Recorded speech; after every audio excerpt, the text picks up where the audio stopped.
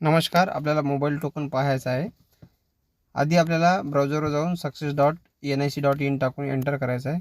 म्हणजे आपल्याला VPN open करायचं आहे. त्यानंतर आपलं युजर नेम आणि पासवर्ड टाकायचा आहे आणि साइन इन करायचं आहे.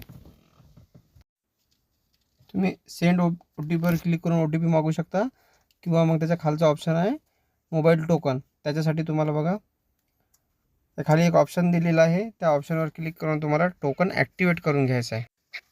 रिॲक्टिव्ह मोबाईल टोकनवर क्लिक करा. त्यानंतर बघा तुम्हाला एक तर मेलवर सुद्धा OTP मागवता येते किंवा तुमच्याकडे जे SMS येते त्याच्यावर सुद्धा OTP मागवता येते. ही OTP आपल्याला ACOPS या ॲप्लिकेशनसाठी आवश्यक आहे. म्हणून या ठिकाणी OTP टाकून तुम्हाला नेक्स्टवर क्लिक करायचं आहे. तुम्हाला OTP टाकल्यानंतर आता आपल्याकडे एक स्कॅनर दिसत आहे. ते स्कॅनर आपल्याला मोबाईलमध्ये एक ॲप डाउनलोड करून ते स्कॅन करायचं आहे. तर ॲप आहे ॲप बघा प्ले स्टोअरमध्ये जाऊन ACOPS नावाचा आपल्याला ॲप्लिकेशन डाउनलोड करायचं आहे. त्या ठिकाणी सर्च करायचं आणि त्याचा तुम्ही लोगो बघून घ्या. एक फिंगरप्रिंटसारखा लोगो असते तेच डाउनलोड करायचं. असे भरपूर सारे ॲप्लिकेशन येतात. ACOPS HYID तुम्हाला स्क्रीनवर दिसत असेल. ते डाउनलोड करून घ्या. ते डाउनलोड केल्यानंतर त्याला ओपन करायचं आहे आणि त्याच्यामध्ये त्याला सर्व परमिशन देऊन द्यायचं. अलो वगैरे करून घ्या.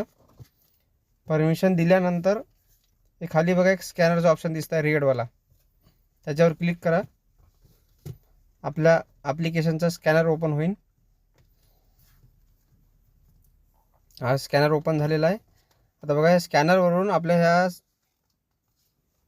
जे ॲप्लिकेशनमध्ये स्कॅनर दिसत आहे ते स्कॅन करायचं, क्रिएट करायचं, ओके करायचं.